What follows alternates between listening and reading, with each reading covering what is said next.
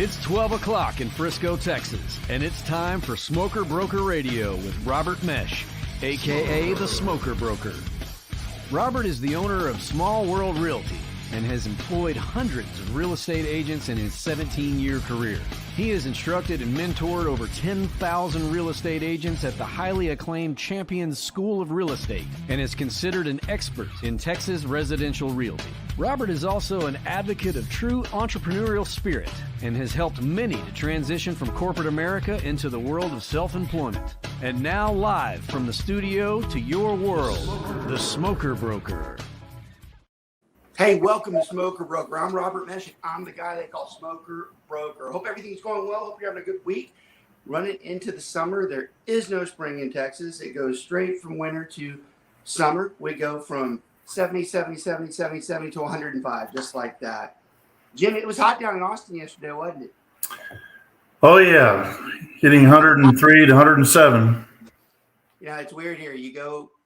You have just the most pleasant spring and everything's just whatever. And you don't even realize you're sitting there one day and the air conditioners run all night. You look outside and then someone's talking about heat warnings. And I mean, just like that, we're into the hundreds. And it's funny, we have a mild winter and then we go straight into like excessive heat. We're not even in July yet. So that kind of bothers me. I'm worried about being in mid-June and having those hot days. That's always reminding of those long droughts that we usually have when we start doing that. So. And it all happened a little earlier, it seems.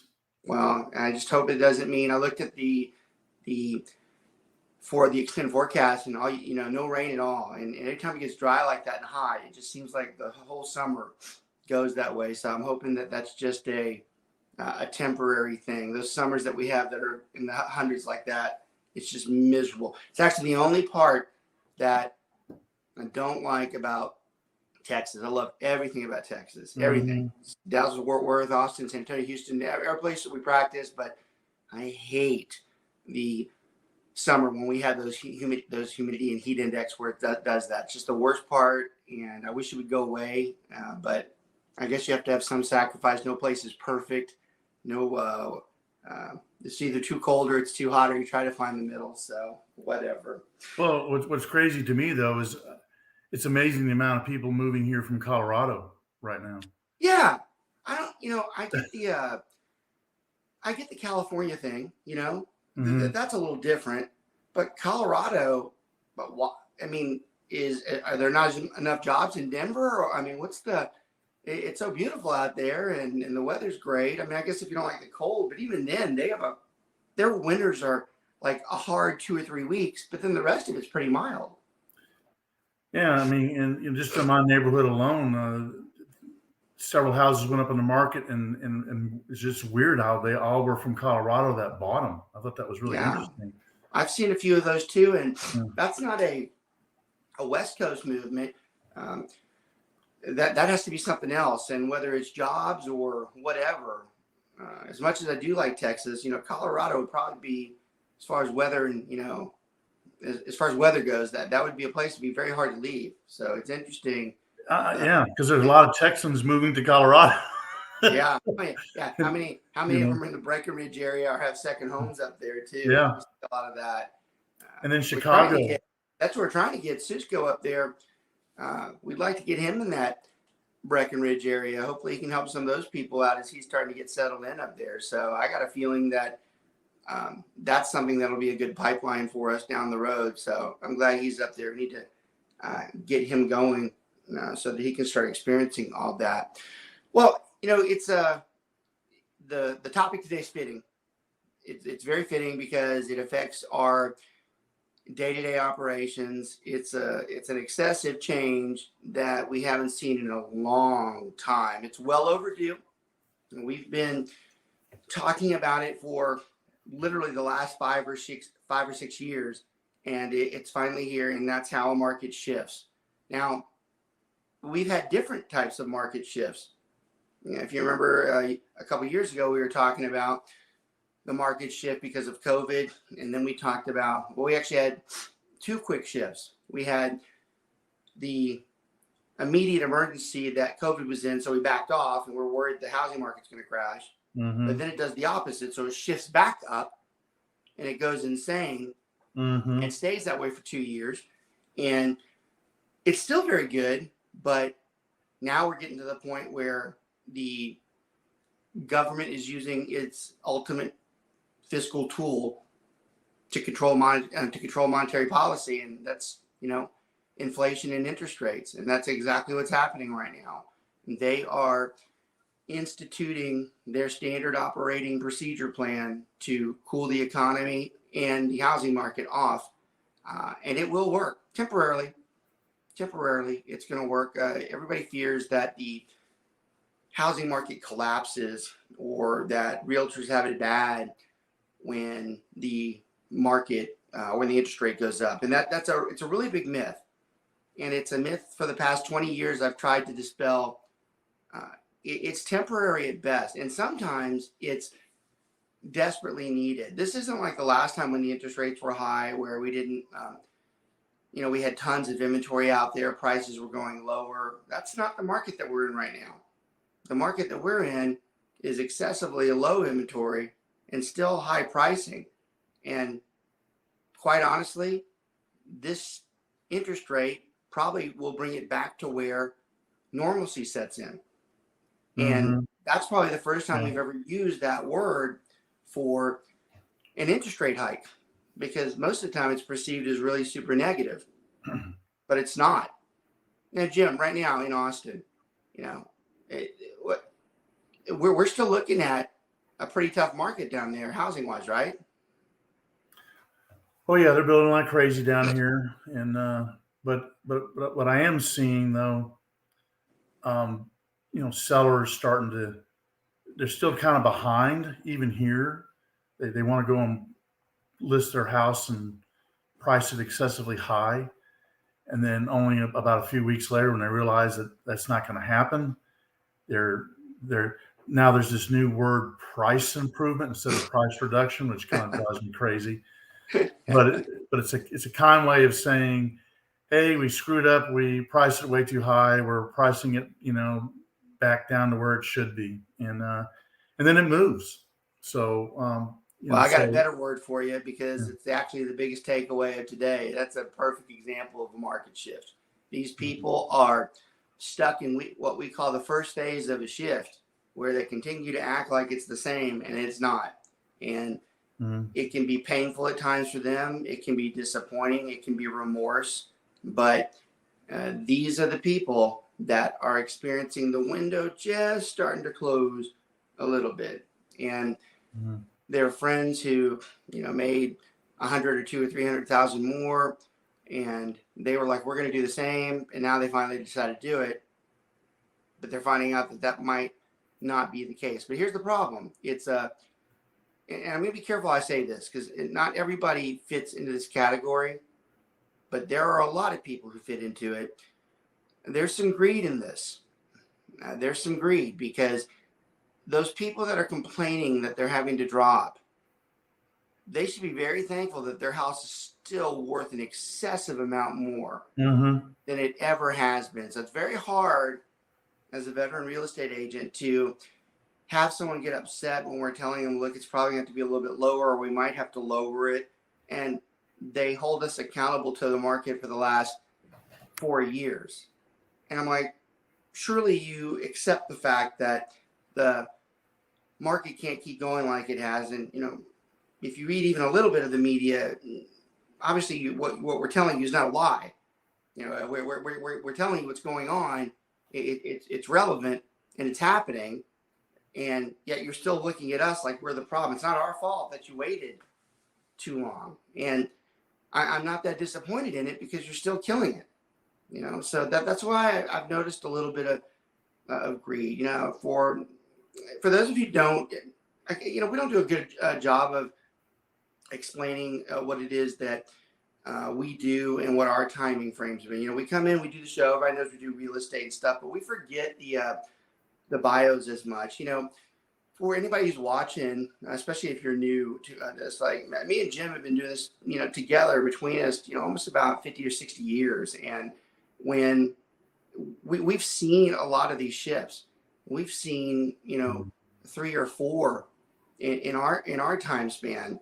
And we understand it. We know how it works. And we've seen how the housing market comes down, rises, emerges. And historically, in the end, real estate always is a good thing. I mean, the business cycle is like this for real estate. But in the end, it's climbing. I got to go the other way with the camera. It's climbing.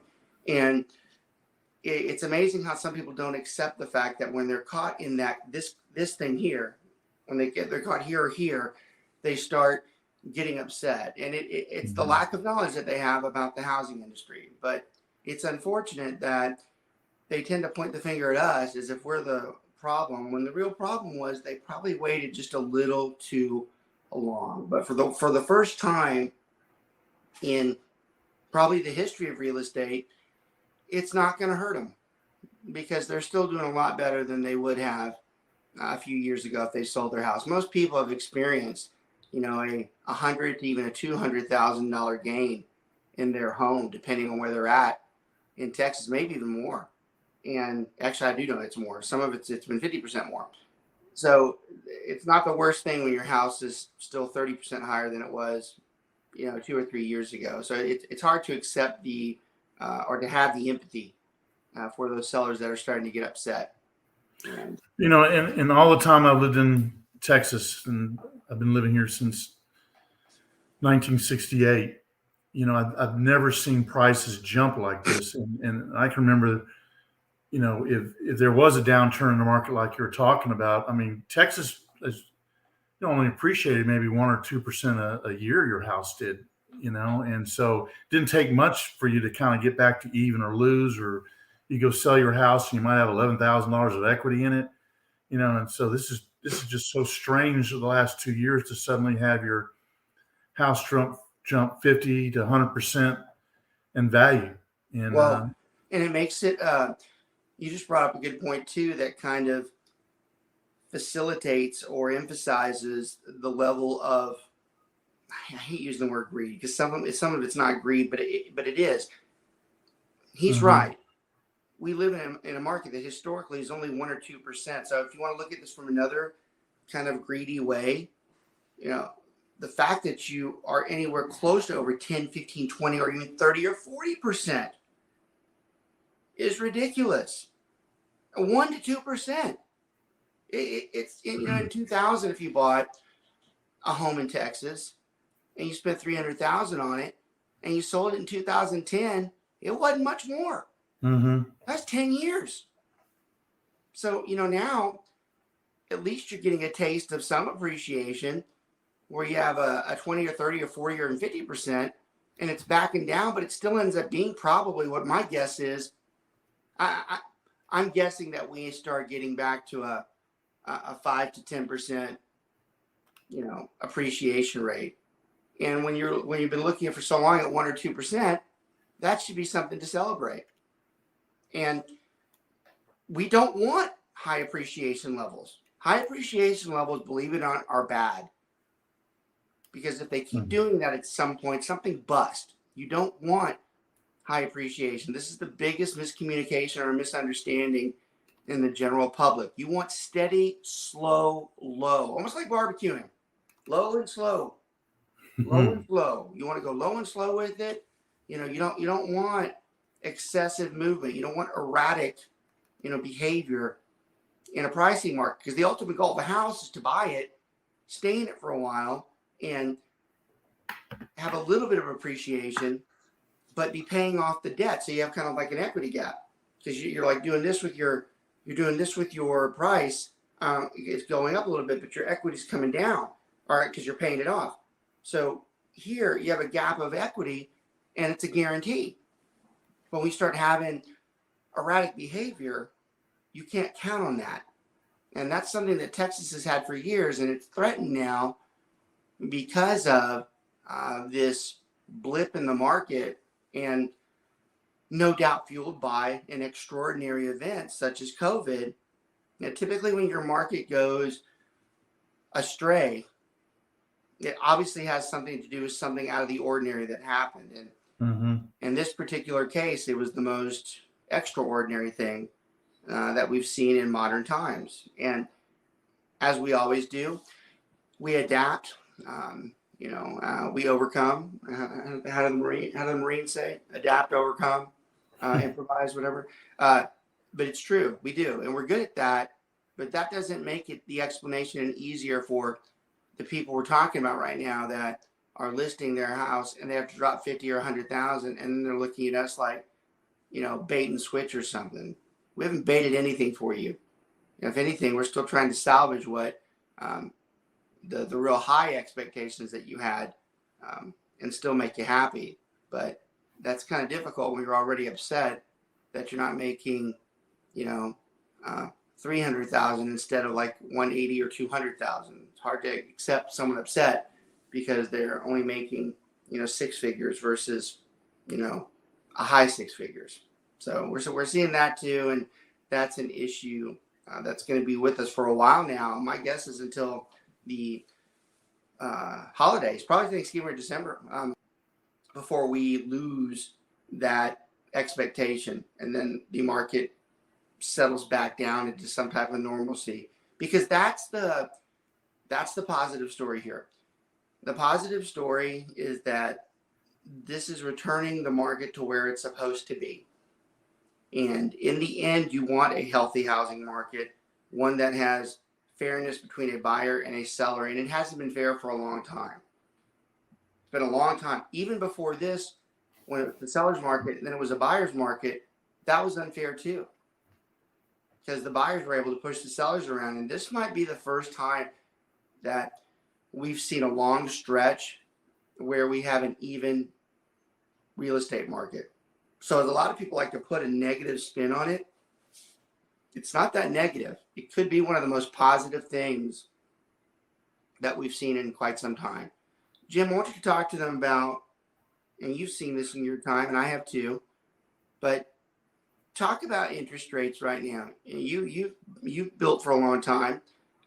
You got you and I have about a 10-year or so gap between us. So you saw the early 80s a little more than I would have from the housing side of it and the interest rate side of it. And that's important because the interest rates were very high in the late 70s and the early 80s. So I'm curious, I'd like people who don't know what that was like. We have a lot of young agents that watch and they're shocked by the interest rates and they don't know.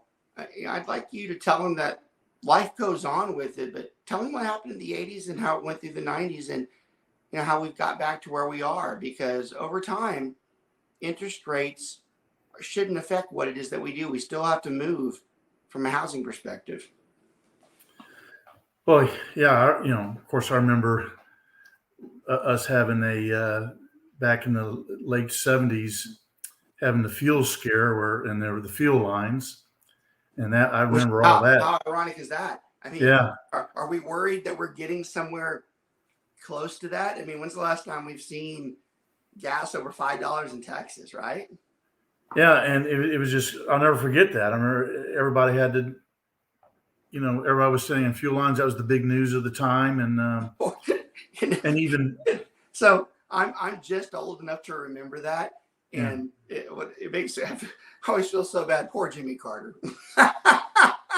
Poor guy. But I remember, Nixon kind of inherited that or whatever. But I remember Nixon coming out and actually canceled daylight savings time.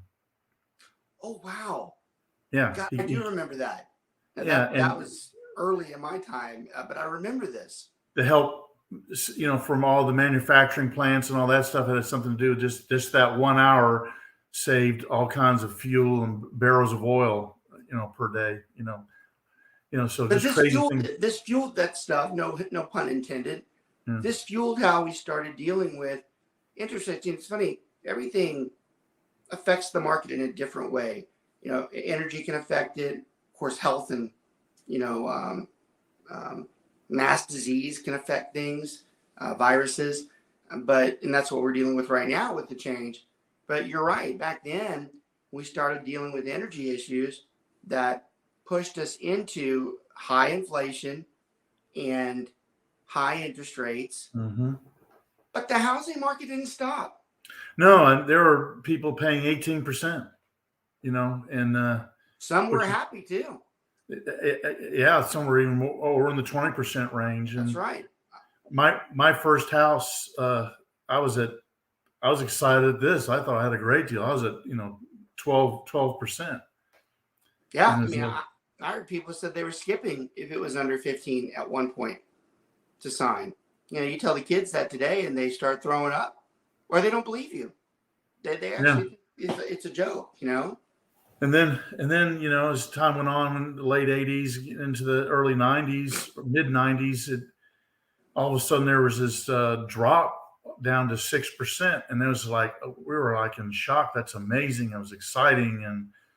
And we were told that would be very short lived. And then the rest is history. It plunged down to 4 and 2%. My son's sitting on a 2 7/8 interest rate right now, and and the rest is history. Of course, now we're traveling back up, and a high 4 or 5 or even 6% rate is still a good rate. Yeah. So that brings up the point I want to talk about, and it's a major takeaway from today when we talk about shifts and how we adapt to a shift and how we change. There's multiple ways we can talk about the show today, and of course we only have enough time to talk about certain components of the shifts. You have, of course, agents that have their buyers that are pulling back and they're wanting to wait this out. So that's one thing that we see. So you have some agents that are losing a few buyers, like even during the middle of the transaction. In fact, we had 5 last night that said they wanted to back out because of the rates. So, we had to caution them. Well, we had to caution those people on, hey, look, it's a breach, and that's not a good excuse. So you better be prepared. Go talk to an attorney as to what could happen to you. But on the other side of it, and more important, and this is the component of adapting to a shift, is the explanation as an agent that you need to give to those buyers, telling them, hey, look, it ain't getting better. Like, if you're waiting, we have so many people. This is probably the biggest takeaway of the show today. We have so many people right now. They're like, well, we're going to wait it out. Y'all, listen to me. We are rarely very certain about things. We rarely say that we know what's going to happen. And I'm always pretty neutral when it comes to stuff like that. But I'm telling you right now, rates are heading towards 8%. Yesterday was a significant day. Those things stormed above 6% for the first time in over 10 years or so. And it's not done. We've been told by every single financial executive high up in the government that it's going towards 8%. So your wait is only hurting yourself unless you plan on not buying or not moving at all in the next 2 years, which that's not doable. We have to move. See, here's another takeaway from the show today, and it's important to understand. Real estate does not stop because of interest rate movements. It might pause, but it doesn't stop. And even if you don't know much about real estate, common sense should dictate to you. Divorce doesn't stop. Relocation doesn't stop. Job loss doesn't stop. Illness doesn't stop. Death doesn't stop. These are all things that make people move. The interest rate has nothing to do with those. It doesn't stop that. People still have to buy. The true consequence of an interest rate increase is not a lack of people deciding they're not going to purchase. It becomes they're going to have to choose a house that was smaller than they originally hoped for. And boo-hoo that you still have the ability to buy a home and live somewhere, because you're still living above 98% of the rest of the world in the domains that we have in the United States.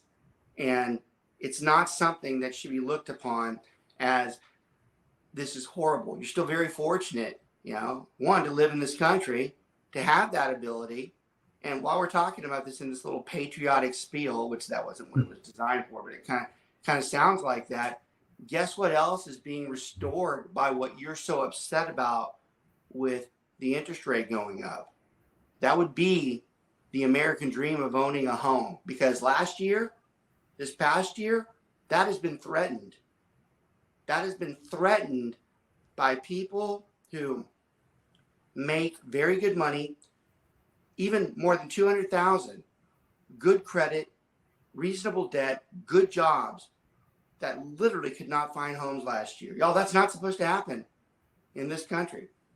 That is not the way it was designed. Now, that was the first time ever we've seen people who deserve to have housing be denied. So as negative as you think this is, or as worried as you are, there's a big positive behind it, because that is going to get people back in to being able to afford a home if they so desire.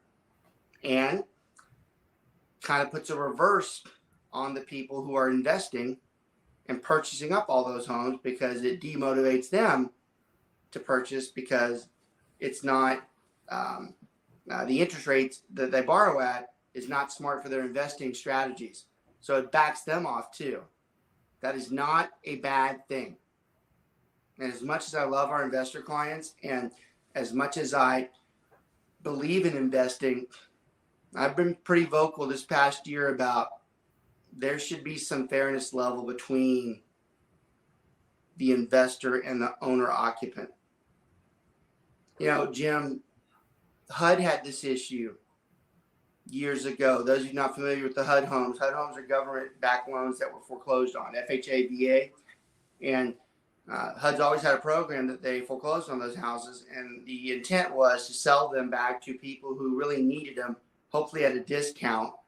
And it was a very good program. Of course, investors got in there and abused it and started buying it. I'm not going to be hypocritical. I was one of them. You know, a lot of people out there are, and we bought them up because they were good buys. Well, the government came in and said, hey, look, the people that need to live in there can't get them because y'all are buying it up. And I have to admit, had I known that, I would have said, I don't want to mess with that, because I do believe someone should own a home if they have the right. And HUD went in there and they created policy that when they put those homes for sale, that an owner occupant had the first right to them. Mm-hmm. And they made it like a month period, I think, like 30 days, that owner occupants had the chance to look at the house and purchase it. And if they didn't buy it, then an investor could come in. And I've debated for months now if I publicly would, make the comment on how I feel about that, because we have clients on both sides. But the more I've thought about it, that's probably what should be instituted into the regular housing market. Because those of you who are investors and that bothers you that I said that, take it easy for a second. One thing that we found when HUD did that, there were still houses that did not get purchased in the owner occupancy period.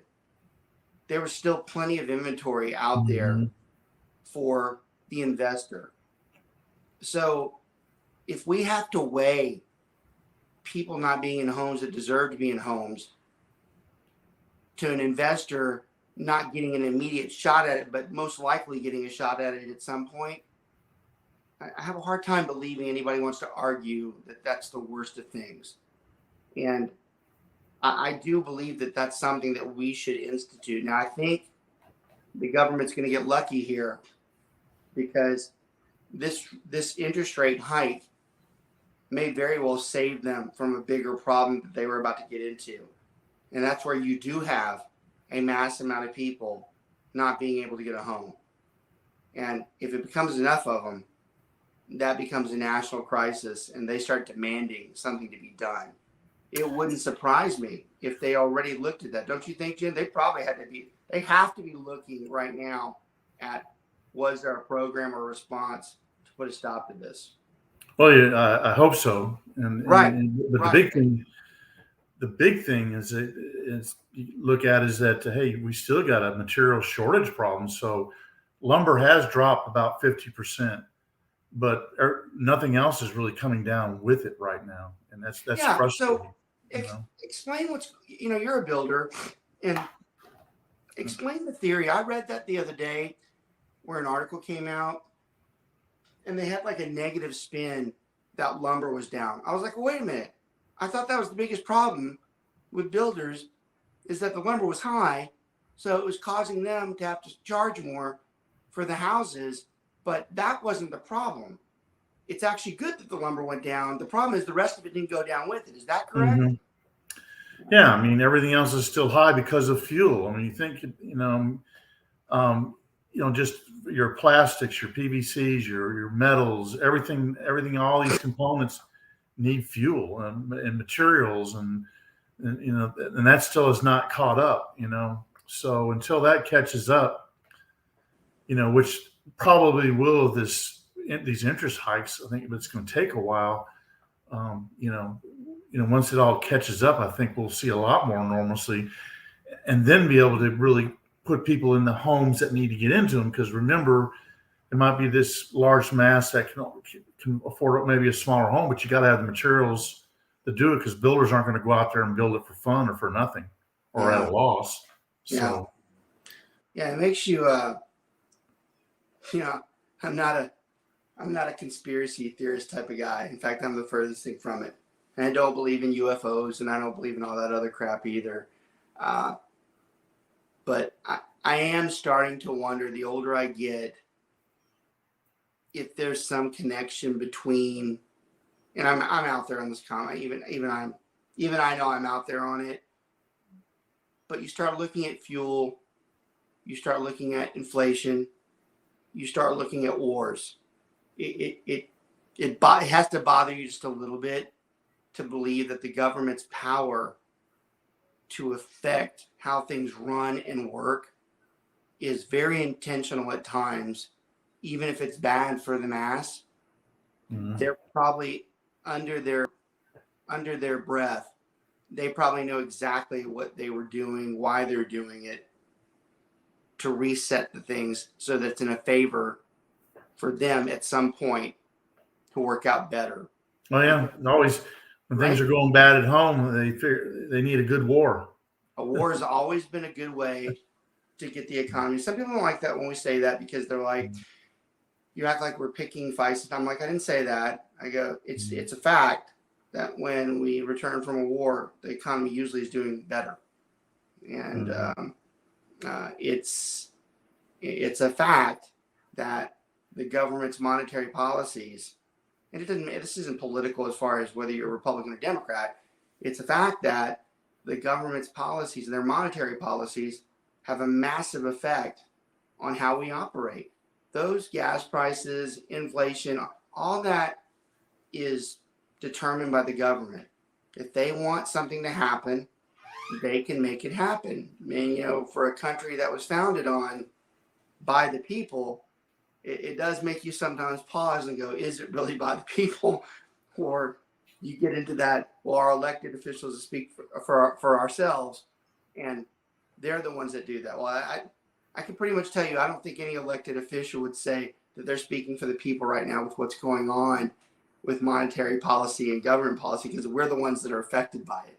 Mm-hmm. I don't think anybody, especially who has a big truck, nobody wants to hear about that something's being done when, Jim, what did it cost you to fill up the other day? 150, 180, 200? I mean, it's got to be close to that, right? On the truck? Yeah, I have a 36-gallon tank capacity, so, it's... I'm going to spit this out. Yeah, it's like 175. I'm like, the memes have been brutal. I'm going to start filling up 20 at a time, maybe. I saw a meme yesterday where they had someone's pumping the gas, and the guy's behind him sitting there like this. And the guy's like, can I help you? He's like, no, I'm just watching. It's like, it's almost true, It's like a high purchase or like a high dollar slot that's being watched by someone who can't afford it. The guy's pumping his gas. So, I mean, it does get to where, though, it makes you wonder the underlying beliefs and what people know. And just because this is the old joke about all the presidents that go through. There's not a president that's ever come through where they do the before and after, and the poor bastards, they all look bad when they come out. And it really makes you wonder how much they know. I mean, what is it is it something that scares them? Is it that they know it is so delicate that if they make one wrong policy, the whole thing can fall apart? It sometimes makes you wonder how it affects it. But all of these things tie. If you wonder why we're talking about these things, you're like, well, those are side conversations. Like, well, they're not. They're not side conversations because all the government, all the economics flow into it, all falls back to real estate. Real estate is a fundamental foundation piece of the American public. It's what fuels everything. The housing market fuels it. Nobody wants a bad housing market. Nobody ever wants a bad housing market. Mm-mm. A bad housing market is no good for anyone. And fortunately, we haven't had many of them over time. But when it does happen, nobody likes it. Proof in hand right now, this morning, the stock market is not reacting very well to those rates going up because they know that discourages the housing market. Now, the problem is nobody gets out there and is clear about it's temporary. That's my irritation with most business analysis that talk about, the housing market. I especially love it when the local anchor gives their, 2 bits. I'm like, have you ever sold real estate? Do you have any idea what you're talking about? Mm-hmm. But so many people listen to them and it fuels panic at times. And that's what you're seeing this morning. Yeah, you're seeing the general public react to something we've known for months now. Now, we've been telling everybody they're going up. It's not a shock. In fact, I'm probably more shocked that it's not higher than where it should be right now. So it's amazing how the public reacts to someone who expertise is in the material and is like, about time. There's good things too about the rates going up. Now, I'm probably one of the few brokers that puts more of a positive spin on higher interest rates than hardly anybody else out there. We already talked about the benefit that it slows a market down that needed to be slowed down, returns some type of equal playing field, but it also improves the financial institutions in the country, and it encourages them to lend. Now, a lot of people think that banks are strict because of the policies that they have in place. They believe they're doing that to make sure that they're loaning money to people who are truly qualified. That is not the reason why banks are truly tight with their requirements. It's part of it, but the main reason those requirements have been so tight for the past 10 years, the bank has no motivation to give you money. Why would someone like Bank of America or Wells Fargo want to give you $300,000 or $400,000 when they're making 2.5% when they're used to making 10, 15, or 20%? Why would they risk a toxic asset like that with like hardly any return at all? Mm-hmm. Now, you want the banks to start giving out more money? You want that rate to go up. Do we want it at 15%? No. That's the opposite effect. Do we want it a little bit higher, though, so it's better for everyone? Yeah. We have been one-sided one way or the other for the past 10 to 15 years. It's either in a buyer's market, it's either in a seller's market, someone's a view, so it's never equal. Maybe for once in the past 10 years, we're finally getting back to some equality. It's always blown my mind when the rates were down in the high 2s and that they were even lending that money out. Like, why would you do that? That's funny. I've thought that for the longest time too. Yeah. I really have, because I would be like, no, I'm not giving it to you. You want to pay more, you can, but I'm not doing it. It's amazing that it works like that. It's amazing that I guess over time, if enough people say that bank will loan it to me regardless, then you're like, well, I guess I have to do it now too. It's amazing that a bank would be willing to take the risk. It's always about risk and reward. Taking a loan at 2% of $400,000 on a 2% return, that's not a very good risk return reward. Risk reward, That brings me to one of our last takeaways, though, for today. And I do believe that this could be one of the most significant changes in the real estate market if not ever. And it's an area that a lot of people aren't very skilled at. One, because there's only been a few times that it really mattered. So you'd have to have a long generation gap as a real estate agent to have seen this before. But you're not going to see near what it's going to be like because of the situation. All right, so I'm going to tell you what I'm talking about. Government notes, such as the FHA notes and the VA notes, they are assumable. Most conventional notes aren't, but the government loans are. If you have an FHA or a VA loan, it's assumable. Funny how much of the general public doesn't probably even know that that loan is assumable, but it is. If you got an assumable note anywhere in the past 4 or 5 years, it is rare to have a government note under 5%. God forbid under 4%. God forbid under 3%. And there's some out there right now. There are some FHA and VA notes out there that are in the low threes. Y'all, that is unheard of in the history of this country. Now, what's significant about today, I'll tell you somewhere where I was wrong. I thought that we were a year away from seeing this. After this morning, we're nowhere. We are not at a year. Someone right now who has an assumable note at 3.5, we'll say 3 just for calculation's sake, they can go on the market against a house that's similar, that's not on an FHA or VA note, and price it much higher than that house, because they're going to be able to advertise, you can assume my note for half the interest that that guy has. So a lot of people, when I teach that, they're like, well, then what's the point if you're having to pay more? You know, what does that mean if you know, just because you're saving interest? Y'all, I'll give you a little hint. It's the interest that pops you. Mm-hmm. Do you think somebody's willing to pay $50,000 to $75,000 more for a house if they're going to save $200,000 to $300,000 in interest over 30 years? If they're smart, they will. If they're good at Monopoly, they will, because that makes sense. Robert, when I was building homes, I loved it when somebody came and they needed to buy one of my houses, but they needed to sell theirs and they had an assumable FHA loan. Yeah. I just stepped in there a lot of times and gave them their equity. Woo! And took their yeah. Take long. Yeah. It was so easy, close, quick, you know, and done. So, you know, so Jim, I like hearing you say that, because I talk about this a lot. And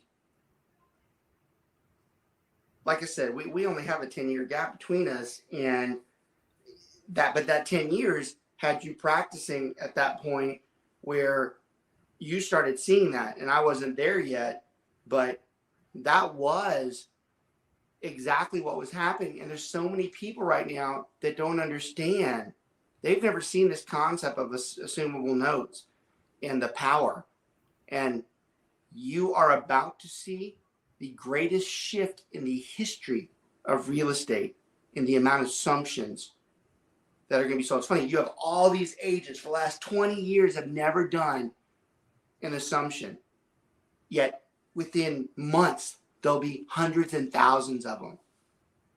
Hundreds and thousands. You know, we're talking about shift. Wait till you see that. Wait till you see a market where you have appraisals that come in at these weird amounts. You're like, how the hell did that happen? Well, it was assumable. Wait till we try to comp that. Comping is hard enough as it is. mm-hmm. We start showing our agents that, well, why is it $50,000 off? They had an assumable. What the hell is that? Well, you're talking about longer stretched out.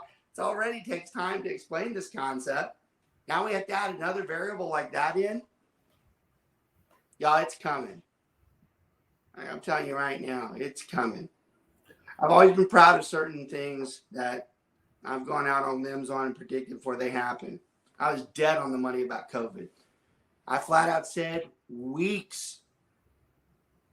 weeks after COVID broke, that there was going to be a euphoria of house selling. And I'll be damned if we didn't go through the highest selling market that we've ever had. And I'm telling you again, that you will never see more assumptions in this country's history inside of the next year.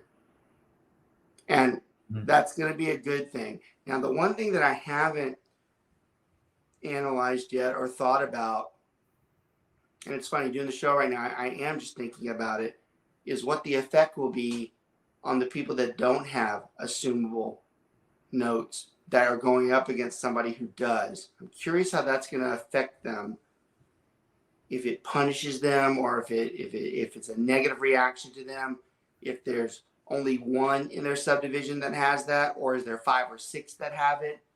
I haven't thought about that yet, because that could be a negative, because that person might have trouble selling their house when that assumable is out there. So I'm curious how that's going to be responded. That's something I haven't experienced yet. So now that's got me thinking. It's got me thinking on how is that going to affect those people. The shifts are incredible in real estate. Real estate's fascinating in itself. I never thought that I would enjoy real estate from a theoretical perspective and a business perspective. Most people that get into real estate are sales generated. They're salespeople. Was in the family. You know, one of the biggest problems with real estate management in general is that most managers of real estate offices, they don't have a business background. They just have a sales background, which is awful because a lot of salespeople are not very good business people. You know, but what's fascinating is if you do have a business background and then you absorb the sales background, it's incredible what real estate can do and where it takes you and what it does and how many things it relates to, because the world does revolve around real estate. You know, we've said it several times today that nobody wants a bad real estate market. Nobody. And for real estate agents out there, that should be something that's very comforting to you. It should be very comforting that we want a stable real estate market. We want people to continue to buy and sell homes. We have tons of land in this country. We are not like some of the European or Asian continents that have less land. We have tons of it. Tons of it, and we can keep building. We can keep building for 100 to 200 years probably and still not even be close to the amount of housing that we're capable of having. You know, in the years to come, and we're already seeing this in Texas, what used to be considered somewhat of an inconvenience, that if you had to travel from Dallas to Houston, yeah, that's about, well, should be a 4.5 hour drive, but for most they can make it in 3 if they're really pushing it down, getting to the woodlands there. But you know, we already have train tracks laid down for trains that are saying they can make that commute in less than 90 minutes. Yo, you start having trains that can go, you know, 300 or 400 miles in that amount of time. If you start pushing that around everywhere else, you can have people that live 4 or 5 hours away from a metropolitan area and still commute into it. You know, you add things like COVID policies in place where most people don't work 5 days a week anymore, and it makes it even easier. So for us, the future is always bright with real estate, because no matter what the market is, no matter where it goes, it's still there. It's still there, and it's still there for a long, long time. And another great thing about real estate, not that it has anything to do with this topic, but since we're on the same theme of it, and we're getting towards the end of the show, real estate has the effect on everybody that it's something that they want to have. They want to have a lot of it. They want to grow it. And it's something that just keeps us in an economic mood that continues to improve the company, that makes the country, that makes us better, and it allows us to help them. And it's the one business, and this is the point I was trying to make, it's the one business that still can never be replaced by a machine. Yeah. They've tried. They've tried. You know, when the internet came out in the late 90s and early 2000s, the agents swore that it was the end of time. They said that that would kill every bit of it. Mm-hmm. Not only did it not kill it, it propelled it. It propelled the industry. It made agents better, made them more efficient. You know, you've got companies that came in recently. The biggest threat to real estate, or at least perceived threat, were the larger companies such as the tech companies like an Open Door coming in, stating the belief that they are going to replace real estate agents with buying houses on their own. And then Zillow came in and tripled down on that. Not only did they say that they can replace real estate agents, they said they could only do it with like 300 throughout the entire country. Fast forward to today, those have been terrible misstatements. You know, we have Zillow who is exiting the iBuying process. That had to be a huge pill to swallow for somebody. Yeah. And whereas Open Door continues to move forward, and these are negative comments towards these companies. Power to them. But the fact is, they did say that they could replace the real estate agent, and they failed miserably with it. And that is a big motivation in itself, because with all the technology, they utilized the technology, but they still couldn't replace the one thing that you have to have with the real estate agent. The machine can't tell you if there was a suicide in the house, because that type of stuff's not disclosed. It can't tell you, for the most part, was there a divorce inside that caused it, or was there a child issue, or was there a drug issue, or whatever. The things that we deal with on a daily basis, it can't tell you that. That's why you can't automatically comp something. That's why you can't have a machine comp a house. You know, that's why you have estimates that don't really reflect what happened in a neighborhood. They're not estimates as much as they are guesstimates. And that makes the future very bright for us, because it makes the job almost that it has to be there no matter what. Almost everything can be replaced by a machine. In fact, I think my greatest concern these days is looking at everything we do replaced by machines. I mean, go into a McDonald's. It is only a matter of time before there is no one at the cashier at McDonald's. I mean, they are damn close to it already. And then when you go in, they got the panels. They tell you to use the panels. You go to check into the airport. They're pretty much telling you need to go to the machine first. It's only a matter of time before a lot of the things that we've had people doing won't be there anymore. And it's somewhat encouraging, not that, but that from a real estate perspective, we'll continue to thrive and move on. You see it at the grocery store. I mean, that's my background. I came from grocery, where that was the most important thing, was the customer service, the cashier lines, making sure that there was enough people so that there wasn't long lines. You go to the store today, you're lucky if there's one or two cashiers there, and they pretty much point you to one of those automatic scanners, and they tell you to start scanning. Now, almost everything we do gets close to being replaced by some type of machine, and that's very bad for a lot of people. But the point I'm really emphasizing for real estate, I don't think it can be done. It's naive, I guess.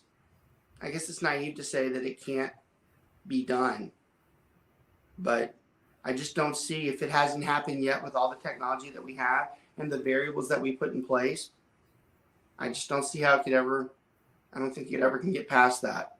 So for us, it's a good thing. I don't think that says a good thing about the world, because that puts a lot of people, does make us question the amount of jobs that we have. But I do believe with the amount of jobs lost and replaced by machines, for every machine that's replacing somebody's job, there has to be a job for somebody watching the machine. Yeah. Right? Isn't it ironic that the food chain works that way, that the machine might take up and replace jobs, but someone still has to run the machine. So it's almost like a trade-off either way, one way or the other. Y'all, we enjoyed today. It's a interesting topic when you talk about shift. We could talk about shift for another 3 days nonstop. We took a different route today on the shift. We didn't talk about the shift that everybody else talks about. And I keep telling all my guys, that's shift with an F, not shift when you make it sound like you talk about, you used to say shift, and if you don't say it quick enough, you hear it is different, but it is F. And we took the more theoretical route today about it. And sometimes I think the theoretical route is the better way because it's the more common sense way of, look, this is what we're doing, this is what's happening, and this is what we need to communicate so that people understand. So really the takeaways from today should have been understanding that a shift that's being caused by a higher interest rate doesn't have to be negative like the general public and the media perceive it to be. If you're an expert in the industry, it actually might just be what we need to get back to normal. Y'all, we appreciate you watching. As always, push the show on to everybody else out there.